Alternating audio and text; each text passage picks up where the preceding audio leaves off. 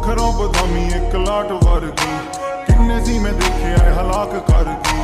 ਕਿੰਨਿਆਂ ਦੇ ਦਿਲਾਂ ਤੇ ਚਲਾ ਗਈ ਯਾਰੀਆਂ, ਜਦੋਂ ਜਾਂਦੀ ਜਾਂਦੀ ਮੇਰੇ ਨਾਲ ਗੱਲ ਕਰ ਗਈ। ਕਾਦੀ ਸੀ ਪਤਾ ਹੱਥ ਉੱਤੇ ਟਾਈਮ ਦਾ, ਦੂਰ ਜਾਂਦੀ ਦੇਖ ਮੇਰਾ ਦਿਲ ਸਹਿੰਬਦਾ।